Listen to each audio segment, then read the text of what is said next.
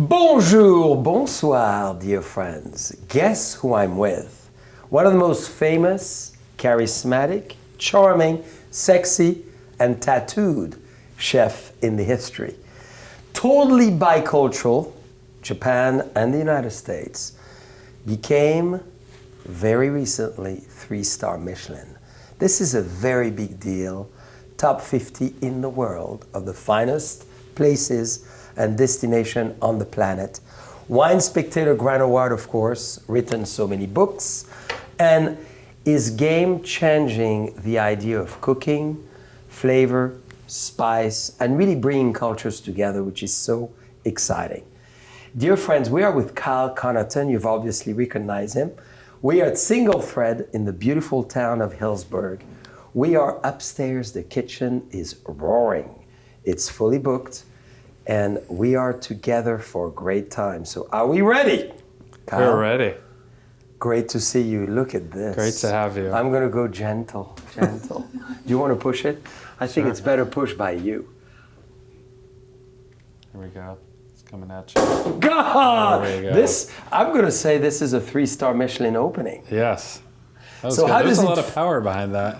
I like that. That is no surprise how much power there is behind that bottle. So Kyle, Yeah. dear friends, it's a big moment for a chef. You get awarded the highest award on the planet. How do you feel? I feel great. It's always good. We got the first, 3-star before the pandemic, and then of course the whole world has shut down to earn it and earn it back, and have it for this year is such an amazing win for the team. And we get up every day to do what we do because we love farming, we love cooking, and most of all we love taking care of people. It's why we do it. Same why you do what you do, because you're passionate about making wine, and you're passionate about people. But these accolades is something we can get together with the team and really appreciate and come together and celebrate. And the best part about it, honestly, is to celebrate the hard work of the team. And it's really just an excuse to celebrate them, because this is not Katina and I alone who. It's the 96 people who are here and creating this every day. And I'm so excited after this to have you in to dine tonight. Of course. Yeah. Dear friends, I've had the honor, the privilege, the pleasure to taste chef's food many times.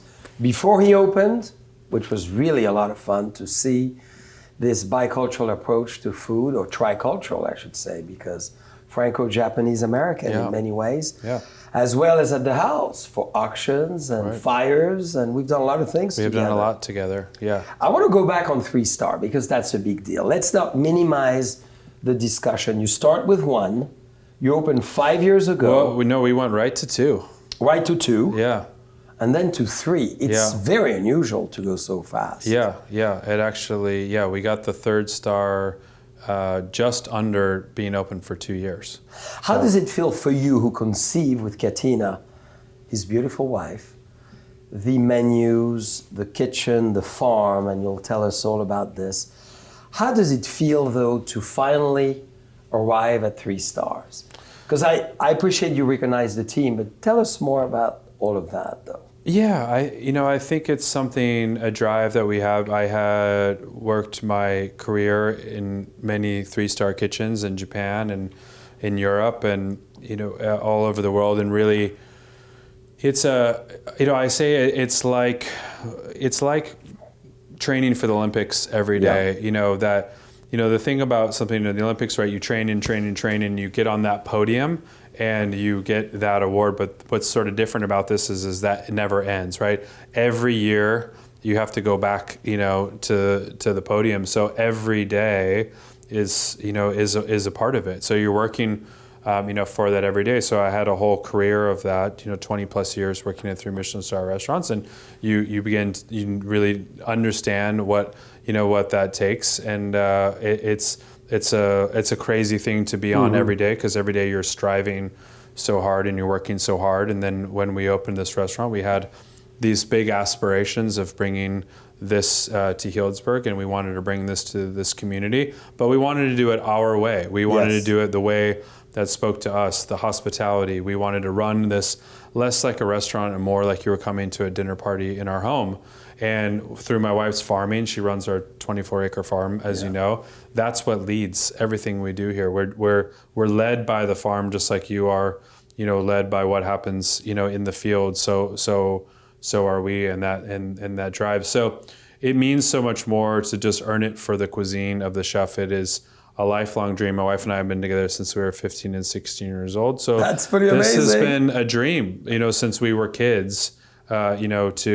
To have this and to have that achievement. So it means everything. And now when you look at all the accolades, because you've gotten them all from every direction, every magazine, every origin, what is and why is Michelin so important, and what do you look for after that? Yeah. Well, I think what makes it so important is it's the legacy, right? It's the history and the legacy. It's an unbroken chain of chefs and restaurants who, going back to the origins of it, that you are a part of that lineage. You're a part of that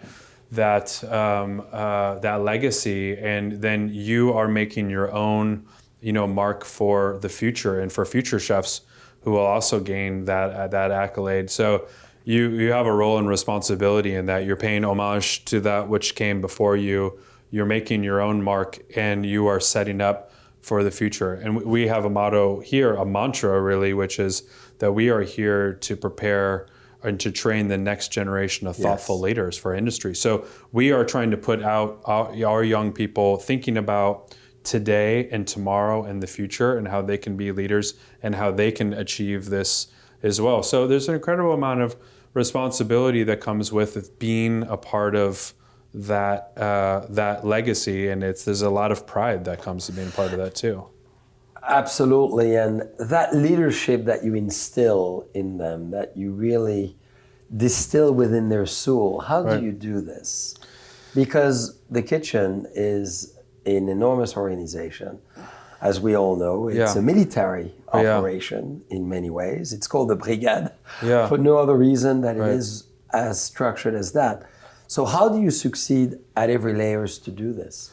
That's really comes down to focusing on what's important. Young chefs, myself included, young in our career, we're thinking about our creativity, what's going to be our voice, what am I putting on the plate?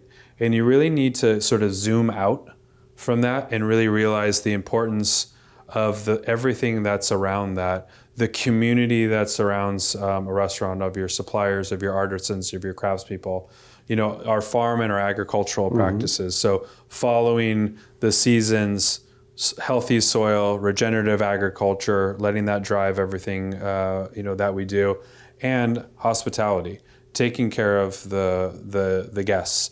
It's not about the ego of what we put on the plate. It's about wanting to give our guests the best experience, because I don't like to take care of guests. I need to take care of people. I have to. It's inside of me. It drives what I do. I have a passion for my wife and I for taking care of people, and we want them to give them good food. We want to give them good wine. We want to tell them a story.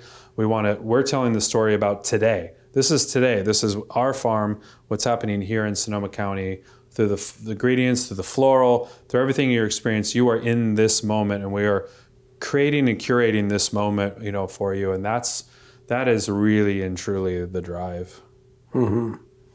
And if you had to, talking about passion, doesn't he have any? This is our passion. Yeah. Can you believe this one is a Carneros, Napa Valley, 2014. We wanted to stay American on this wine for you, so you could see a voice that is not just French on bubbles, that is as well here. What do you think of that? Yeah, cheers. I think it's beautiful. And that's what I've loved about you, is that you bring these cultures together, and you bring here together. And I think there's often a mentality in California wine country that it's sort of old world, new world, right? We have all these terms, That's old world right. and new world, you know, us and them, American, European, California, you know, and these things, and looking at our differences and comparing or standing in the shadow or comparing ourselves to. And I love how you always so Thank you. beautifully just marry those together and Well, say, for you know, for us and for you and Gina together, right? It's all one, right? It's That's both. it. They both have your heart, and you bring it together so beautifully. Well, you do the same, and I think this is very impressive how you've married the cultures. So explain us how that came from for you. What was your inspiration to really, one, go to Japan together with Katerina, and two, to bring that French foundation that you had, and then this American flair, that triptych that is really phenomenal. Yeah, well, you know, even kind of going backwards in California, as you know, is true in winemaking and is the same in cuisine. We have this freedom, right? Yes. You know, France, Japan. We're talking about these two places have been very influential. You know, in my career, have these incredibly long legacies of cuisine, and you know, going back. And there's a lot that comes with that of being chef. A lot of responsibility, and not as always as much freedom of creativity. And so, one of the unique aspects of what's so great about, you know, being in California, you know, in the U.S., but in particularly in California, is we have this freedom to marry things together, to really to innovate, to push. We don't have as much cultural weight that we're sort of carrying in there. So it's an incredible amount of sort of freedom, and we have guests who are very open to new ideas and new ways of, you know, of thought. But you know, my love affair with Japan started when I was 9 years old. My dad was spending a lot of time there for business. He took me to a sushi meal after a 3-week trip to Japan, living in Los Angeles, and you know, father and son, and sat me down at the sushi bar to try to explain where he had just been. And in that moment, I fell in love with it, watching the chef slice the fish and make these beautiful pieces individually. Everything about it completely captivated me, and we started this journey together. My dad and I, and we had Japanese foreign exchange students live with us, and we spent a lot of time there. We dined at a lot of Japanese restaurants. As soon as I could work, I went and got a job at the sushi bar. Really? In LA or in LA, Tokyo? and then went to Japanese culinary school. Went to 5 years of a language tutor. I just was to get myself out there, and did an apprenticeship in Japan. And So you went all in. We went all in. We moved there with our 2 young daughters, you know, right to rural Hokkaido, and put them in like regular, you know, public school. As you know, my wife is not Japanese at all. So, you know, we really immersed ourselves deeply in the culture. My wife was farming there. I was cooking there. And, you know, it really, really taught me this reverence for the seasons, for the integrity of the ingredients, for repetition of learning skills and mastery, appreciation for craftsmanship and quality, and all of these things. And so, and a really amazing innate sense of very genuine hospitality that, of course, you know, exists there, and to bring that. But I also had an opportunity to Japan to also work for Michel Bras, amazing, Fantastic. You know, chef from a very remote area of France called La Gueule, and I got to work also for him, a hero of mine. So I also got to cook French cuisine and Japanese cuisine, you know, and all together, and to see the technique and the beauty from that culture as well. And of course, as all young chefs, your training, your background is rooted in French technique. And so, you know, we combine this French technique, Japanese sensibility and flavor, but ultimately to reflect the seasons and the terroir of California. So that's the voice you want to have. That's the voice, yeah. And as you prepare and you conceive and you design and you really, you know, theatrically engage your mind into those beautiful presentations, what inspires you really? Yeah, so many things. I mean, I think I'm so inspired mostly, you know, for the cuisine of watching the hard work of my wife and on the farm, right? As you know, we have now a 24-acre farm, a new farm. And so, you know, what's really important to me and to our cuisine and the inspiration around it is that my wife spends months growing a vegetable that we harvest in the morning. It arrives here in the kitchen at 11 a.m. every morning, and that night we serve it.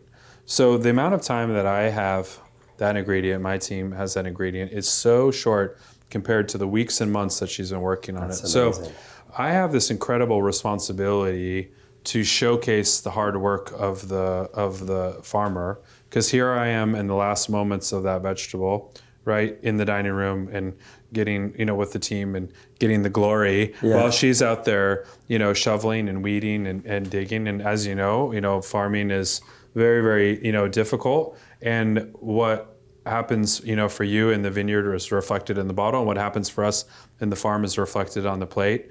And so, I am inspired really to pay homage to that hard work and show. And that's what drives me, is to say, when I wake up in the morning, which is not late, but my wife is gone. She's been gone for 3 hours. She's at the farm already. She's out there until she does not have any more, sunlight, and she's out there, all day, working. So when I get up every day and I go into the kitchen, I'm thinking about, it's my responsibility to find new ways to inspire and to tell that story, because our dishes are a story. It's a narrative. That's right. To tell that story of the hard work of the farm. And which is amazing, and you honor always the principle of my favorite philosopher, think about the source. Yeah. Think about where the ingredients come from, and we respect them all along the way. And you magnify this. When you think of dishes and recipes, do you write yourself a story in your mind? Is there, which I've admired a lot in Japan, is there's in Kicho, a great restaurant. One of my favorites. In the world, right? Yeah. It's a storytelling throughout the whole presentation. Beautifully told, So are you within the same thoughts? Yeah, I talk a lot about and explain to menus, and if guests ask, how do you come up with these dishes and things, explain it. It's a menu like this, or we're a 10 course menu. So you're thinking about the whole, right? So a menu for us, it's a 3.5 hour story. So it's like writing a screenplay or writing a novel. Each dish is a scene or a chapter. And you're thinking individually about that scene, but you're also thinking about where it fits in the narrative, in the story.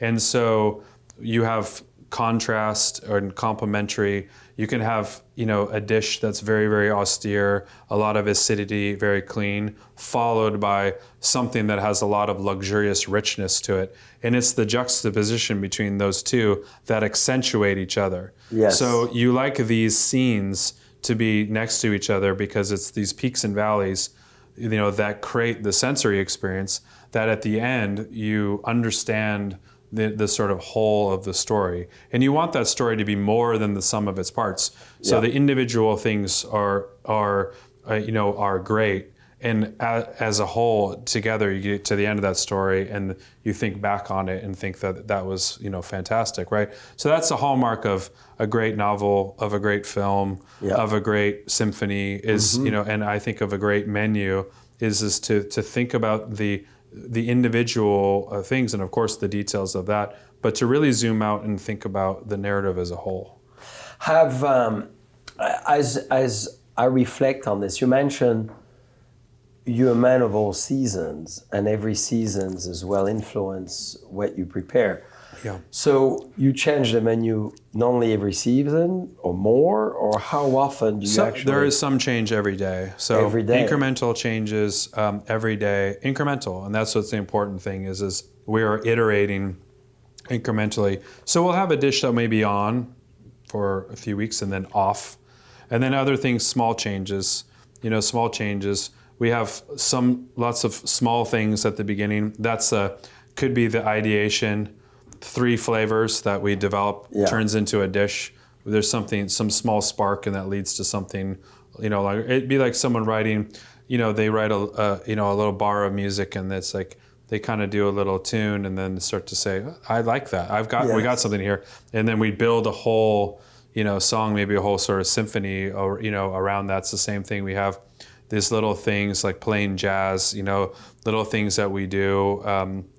And that's how you start your meal, is all these kind of like little small things, but those small things lead to bigger ideas. So we focus on a principle here in Japanese called kaizen, which means good change. Good change, right? And so what we're trying to talk to about with our team every day is about progress is about small incremental change every day, being better than yesterday, doing small things. It's not just like one day you wake up and you go, I'm going to make a drastic change. Everything is about incrementally getting better and better and better, improving, doing that a little bit better, a little bit more refined, that movement, that these, these small things, thinking about things in these increments. And that's what we're doing with the cuisine. We're incrementally always iterating, trying to make it better, refine it. Let's make it better than it was yesterday. Let's change this. Let's try something new. Then let's work on that. We like this component. Let's bring it over here. Let's bring it, together. So it's a really kind of beautifully orchestrated, sort of never-ending, creativity loop, that we're in all the time. And it's great to instill that with your team. Yeah. This is very Burgundian. This is beautiful. By the way, Montely, a lovely little village in the Côte de Beaune for you. Now, have you ever created a menu around how you met your wife? A menu? Dear friends, I think it would be a lot of fun. So tell us, because you adore your wife, you've been together since the age of 15. Adore her. Granted, you just turned 31, so that's okay. Exactly. 2 daughters, we have that in common as well. We're surrounded by beautiful women. Yes. How did you meet your wife? And maybe even before you tell us that, did you ever design the whole menu on the theme? I haven't done that, but I love that idea. By the way, I love watching you and you two girls. God, they're so cute. You guys are adorable together, and they are such a blend of you and Gina too, by the way, in their expressions. I love it.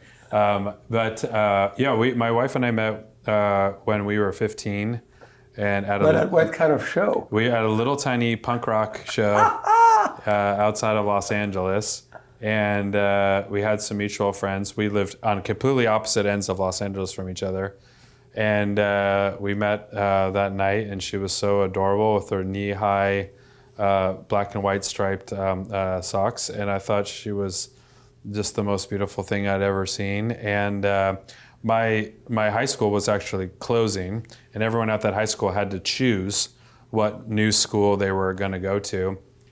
I convinced my friends' parents and my own parents to let me move all the way across the other side of Los Angeles, an hour away from Redondo Beach, to move into a guest room at my friend's house, and so I could change schools, so I could be in the school district of her school. Very strategic. So, and we had a lot of mutual friends there. So, I went there, and I showed up.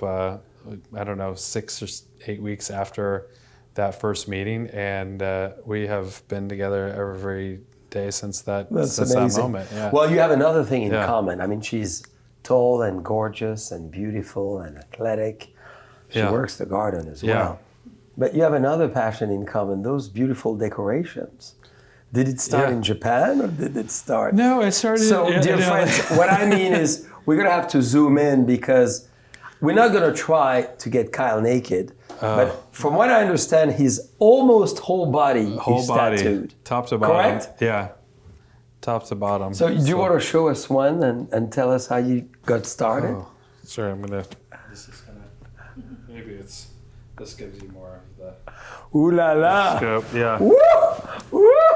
Ladies, don't get too hot on the other side of the screen. I don't think we're worried about that there, but... No, it was just, What about the arm? I love that one. It's just this. The whole... No, but I mean, there's a lot going on. There's a lot going on, and that was just kind of something at the time growing up in the 90s in LA and the punk rock, scene. It was just what we did. But there's a very interesting tattoo culture in Japan of the full body suits. Yeah. And so, we were very, I was very fortunate to meet an artist who, decided after, little bits and pieces that we were gonna start something all the way top to bottom. So it's been there's a theme. Yeah, it's a whole, it's kind of a whole story. It's a very traditional style of Japanese tattooing. Actually, the main body of it is a kind of like a fable, an old Japanese fable, which is basically there's a wealthy merchant taking advantage of the poor farmer, cheating them. So the rice god sends the fox, which is the messenger of the rice god, to become a beautiful geisha, seduce the merchant, and then essentially ruin his life in retribution to the farmer. Wow. So the moral of the story of this fable is to respect the farmer, and so the moral gets below the belt or above the belt? Not that we're wearing any belt. The moral of the story happens below the belt, but it's where morality happens. A story that that really speaks to me as my wife as a farmer, and knowing, as we were saying, and respecting that that hard work was as out in the field, in the vineyard, in the fields. That's where the real work happens, and we have to honor and celebrate and support good practices and the people who are out there every day doing it. I'm sure we're gonna have in the chat next show with Kyle naked, so we could see his tattoos. We should do the next show. We'll do it from like the Japanese onsen baths, and it could just be you and I in towels together. I love it. Well, we may want to have our wives there too. Yeah, the steam towel. We may get too excited. Yeah. Have you ever cooked naked in the kitchen? That is a great transition. I love that question. I mean, the thing is the grease splattering is what, it's right. There's a lot of... It's dangerous. It's not good for you to do. I won't say. I won't say no, but it's not a habit. Because I got to tell you, as I wake up on Wapo Hill, you've cooked in the kitchen. I roll out of bed naked, jump in the pool, then go for coffee. Perfect. It's a nude moment. Yeah. It's kind of nice too to be. Next to the Racornu, turning it on for coffee. And we're building a house out of the back of the farm. It's very much set up for that same purpose. Here we go. I'm glad to hear.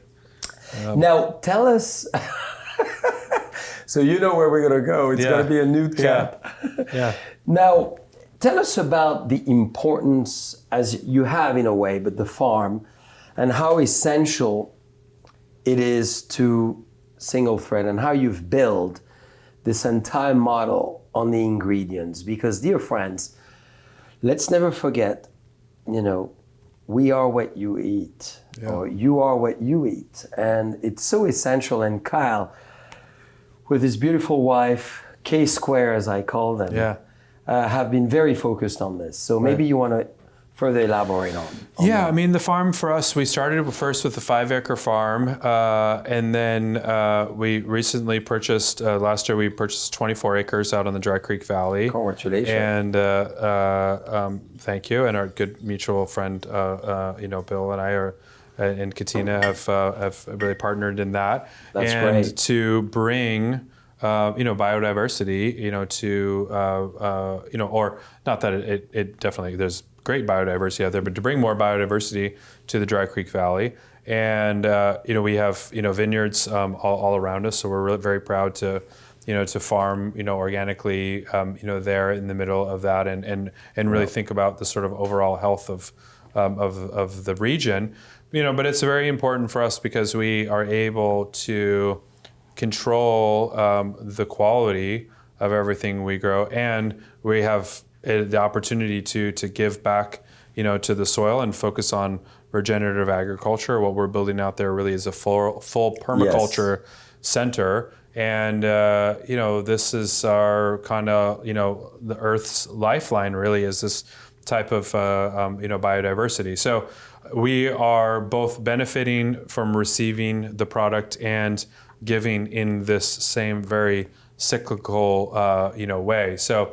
But it also, what it serves to is, as I was saying, what's important to us is this idea of training the next generation of thoughtful leaders. Mm-hmm. So I'm taking chefs, many of whom have cooked in only an urban environment, putting them into the farm environment, showing them where their ingredients come from, teaching them the respect for the quality and the integrity of the ingredients, and having our whole team focused around that. But now also we'll be welcoming the guests to come out there to see that as well. And really what we want to do is we just want to connect people with their food systems, to understand where their food comes from, to respect their food systems. When they come to Single Thread, they can dine and have that appreciation for it. But that's fine in that night. How do we change a sort of culture to think when you go in, the choices that we make, the food choices that we vote with our dollars, right? We support good food systems or we support bad food systems, and the importance that's out there to support good food systems. Of course, we can do it. We're in this restaurant environment. We're lucky to be, as you are in Sonoma County, where we can be farming all year round. But not everyone has that ability, but we all have the ability to support good food systems and support farmers to make good choices. And that is the larger message that we're trying to send out. And along that larger message, we staying in Burgundy, we all believe, of course, so much into sustainability, organic, even further biodynamic. How important is it to you, and how important should it be to all of us to really follow the principle of organic farming and the respect of what we input into the soil? Right. You stress so much on the cycle, the rhythm of Mother Nature. Right. Well, we've been taking so much, right? We've been taking, and we're trying to replenish in ways that are cheap and fast and easy. The problem is we are not building healthy soils by doing that, right? It's a short-term solution creating a long-term problem. And so what it really means, when you think, well, what does this organic mean? Okay, it's not sprayed and don't have these chemicals and everything like that. That's very important for for our health. But we have to think about things like the runoff into our water systems, and we have to think about the health of our soil. What we need to be doing is we need to be taking care of and creating healthy soil. I think a lot of people think that my wife's job as a farmer is to focus on, you put the seed in and then you focus on what comes out. And of course, that's an important part of it. But really, most of her time and most of her day and her energy is focusing on what's happening below. For sure. What's happening with the soil? What am I taking out? What am I replenishing and putting in? How am I moving things around to create, healthy soil? How am I thinking about the habitat for the pollinators and the bees, and and all of these things, and the birds that are so important to that is how are we focusing on the health of the land? When we have healthy land, we can grow healthy food. That's right. The nutritional density of the food that we grow compared to conventional things, it's night and day. I mean, carrot to carrot is apples and oranges, right? So it's when you talk about nutritional density. So to think not only about our own health, but also the health of the planet and the future of our planet and the future of agriculture for future generations, we have a responsibility. That's right. To think and act this way. And it's really preventing as well our health and our metabolism. Right. To be able to farm this way and to be responsible this way and to follow the rhythm of nature.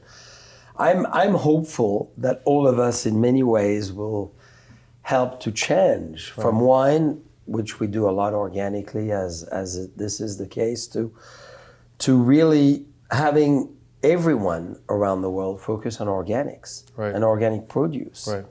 I mean, you see the difference in the kitchen in a big way. Yeah.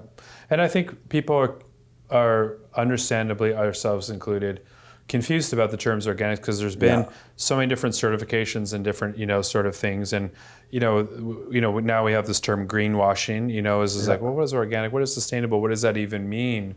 Right? But, ultimately, like, what can we do as consumers? What can we do as individuals? And, ultimately, at the end of the day is to support good food systems, to care, to seek out farmers and farmers markets and locality and great producers of wine and food, stuff who are supporting, good food systems. Our dollars matter as much, if not more, than our votes, because our dollars are a vote, right? Where we are voting for good food systems, with our dollars. Farmers want to do the right thing. They want to do the responsible thing. They understand, but we have to financially incentivize them to do that. We have to support them. That's right. We have to be willing to support the systems. So how do you think the world can make a difference in that? Yeah, I think it's, that, in the middle of sure climate Right. evolution, we're in the middle of big summits in Europe and Scotland being turned over by a lot of leaders discussing this. I mean, we got to make a bigger, stronger. Sure. It's a complicated thing, right? There's a lot of facets to it, and I don't claim to have, the answer and the sort of silver bullet for what what it is. We're focused on our small corner of the world, and one could say, well, it's like, well, that's fine for you. You have a 3 Michelin star restaurant. You charge all this money. You can support these things, but what does it mean on a daily scale? And that's what we say. We don't stand on a soapbox and preach and say everyone should do things like what we do, because that pushes people away. We're trying to be a part of a good food system, and people often ask to say, "Oh, is all of the produce come from your farm?" Say, no, only 70%. The reason why that is that other 30% we want to support other farmers. Absolutely. Right? We buy from our mutual friend Middleton, farm the Of woods. course. Right? We, from Bernie, we want to support these other amazing farms. So if we just build this kind of all these walls and sort of live within it, that's great for us, but we're not supporting an agricultural community. That's right. A greater space. So one of the greatest things that we can do is just to support an agricultural community wherever you are, and to seek out farmers, to go to that farmer's market and to pay that little bit of extra it is that helps the farmer to make the right decision. Now, within that, a deep question on trends in the food world. Many of all of us cook at home. We get your 7, 8 cookbooks. We dive into the world of great recipes. Where are we going in terms of taste? What do you think is the next exciting thing happening in the U.S.? Yeah, that's a really great question. What I think it isn't like, oh, hey, we're going to start looking at, sort of like this country's cuisine or that, as we have in the past, to say, okay, well, Nordic food is really hot and everyone's looking to Peru right now. Honestly, I think what is where we are, and obviously the last year and a half has changed all of us and has changed things. I think in our world it has accelerated things that were already happening and made them move faster, to sort of more logical, conclusions. And I think what is the sort of trend or the direction that people are moving, and I certainly see this with the diners and the way that people respond to what we do, comes around authenticity. People want things that are authentic. They want to feel the authenticity. They want to understand your story. They want to understand the sort of narrative at play. They want to know where it came from. They want to know what it is that you're doing. They want transparency. They don't want to see things that feel inauthentic. And that doesn't mean that you have to only do what you do in that place, right? It's like they want to know if they're going to, this new Korean barbecue, spot that the chef trained here and is sourcing these ingredients here and is paying attention to these things and that they're telling an authentic story. And I think at the end of the day, I think where we're headed in food and in wine, I think boils down to two words, which is authenticity and transparency. Very good, very good, very good points. And what took us there? And where were we? And how did we go to the other place to want to come back where we are? Sure. Well, I think in our little tiny corner of the world of fine dining, because the world of food and drink is such a vast place. So, speaking about it, our kind of like small, tiny little corner of the profession in fine dining, right? There was this time in fine dining before where it was all about getting all the best ingredients flown in from all over the world and all of these things. And really it was a little bit more about luxury, which there's, of course, nothing wrong with some luxury and some fun and some opulence. That's where we are. As you guys do so beautifully, right? And so this isn't a statement against that. There was no story or authenticity, right? It was a style of cuisine, and you could go anywhere and sort of see very much the same thing. It was really more about that. And now I think the shift is more about locality. Tell me that when guests here, they want to understand about Sonoma. They want to understand Healdsburg. They want to understand the locality of where they are. They want to feel the connection, to where they are. And I think that we've accelerated, that over the past year. I think social media has had a huge, part in that. People want to share, their experiences. They want to share what they take away. We have this interesting lens into people's lives now, right? So every morning when I wake up and I launch the Single Thread Instagram, I have this ability to see the guests from the night before and what they took photos of. What did they take away from the experience? What did they say? What's the feedback? They're not sharing that with me, with us. They're sharing that with their network. But we get to be the sort of fly on the wall and watch to see, what did you respond to? What was important to you? What, of all the things that we presented to you, what was the image you decided to share, or the few images? What was the takeaways, from that? And so you get to see patterns in themes.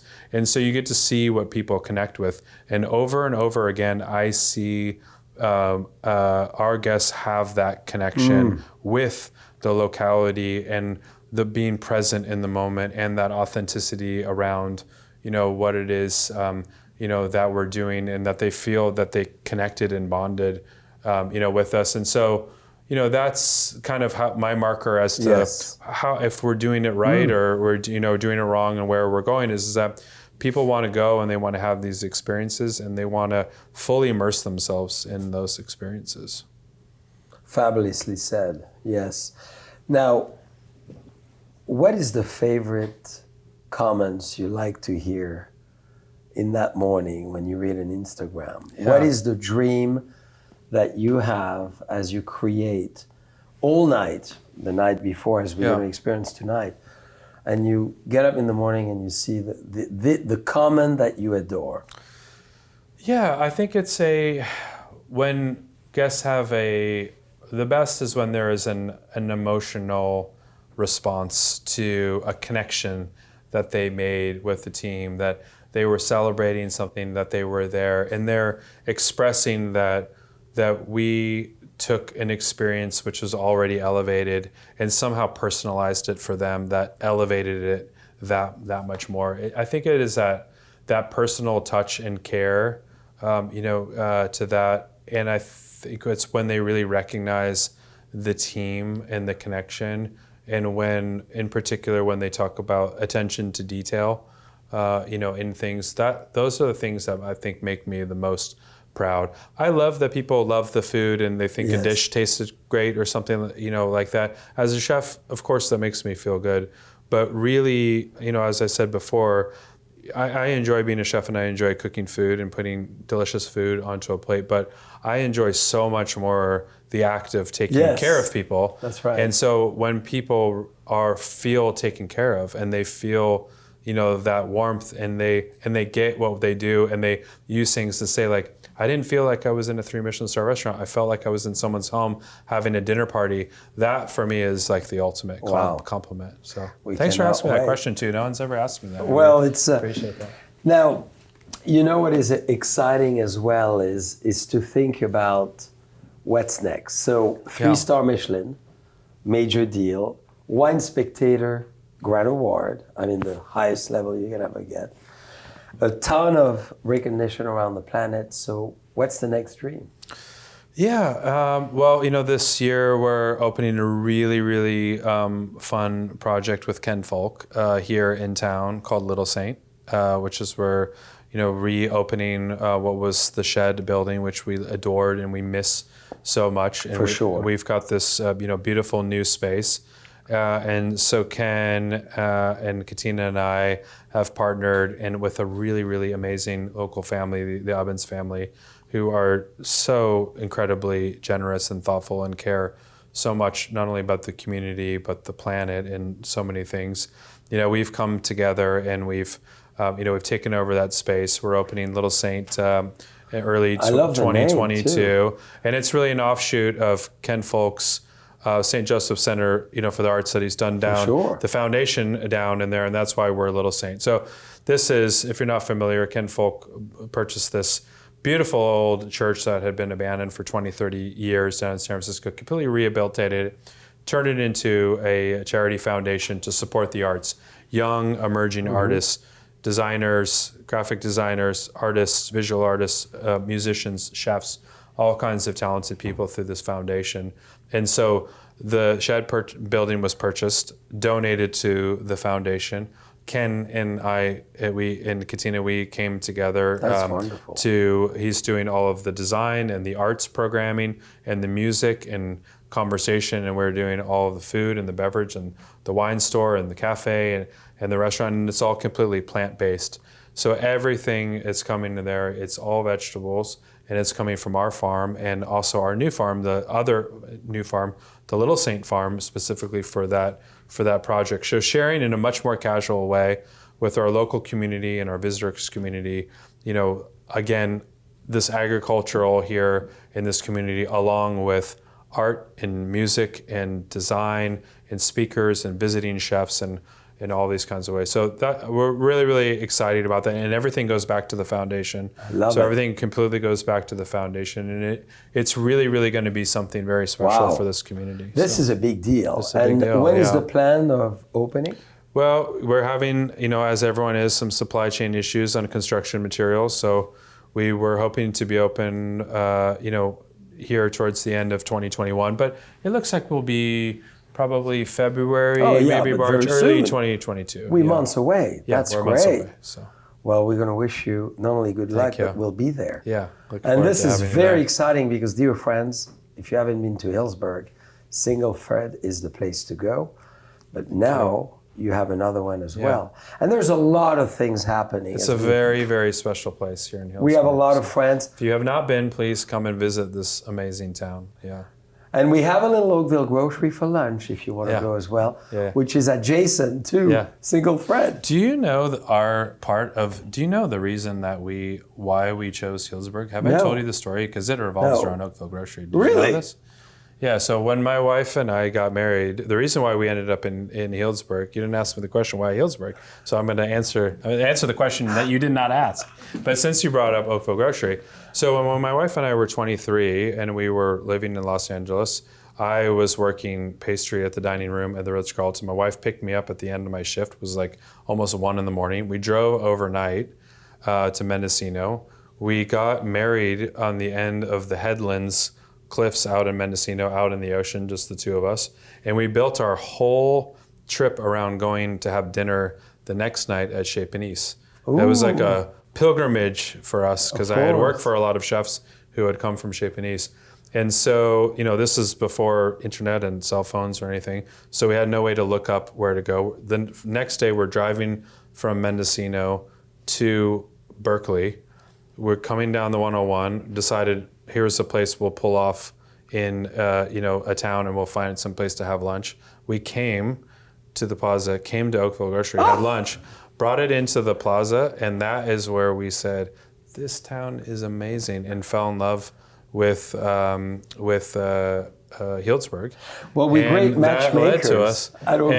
And 17 years later, 1 block away, we opened Single Thread. I love it. Yeah. So come to the Oakville Grocery for special events, matchmaking, love, you're part of our story of why we're even here. It's always a single thread. Yeah. So maybe, Kyle, the last message to all our friends around the world, because this was an amazing time together. I know everybody's going for dinner. We are. Yeah. Chef needs to go back to the kitchen, probably. Yeah. And we'll do others because this is so much important for all of us to hear. All the fundamental things about the source, about the farm, about the food, about the trends, about the community, and about all what you're doing. So I cannot wait to go to Little Saint. Yeah. We saint, both of us, anyhow. Yeah. Don't you feel like a saint? I don't know how saintly I feel, but we try our best. We try our best, and we're also neighbors out in Dry Creek. That's right. Too. The general store and my lovely wife, and our new beautiful property in Dry Creek. So So we feel very connected lots of to you. adjacency, Yeah. lots of friendship. Yeah. So maybe, Kyle, the big message to the world, Yeah. the last few sentences is all you. Oh wow, what do I say in this moment? I feel like we just said so much. Well, maybe a last yeah, message? Or? I mean, all I can say is thank you. Thank you for amazing support. By the way, amazing generosity to this community And through you too. the fires and the pandemic. Our work with Sonoma Family Meal, you've been incredibly supportive of. So we thank you. As you have. Very much. But we, feel very fortunate. I think this is the time for us all to really take stock of our lives and to celebrate that as much as good in our life and beautiful. And there's a lot of negativity in the world, but there's also a lot of beauty, and we have to support each other and continue to celebrate that. So thank you. Thank you for your friendship. And to entrepreneurship as well. Thank you. Bravo!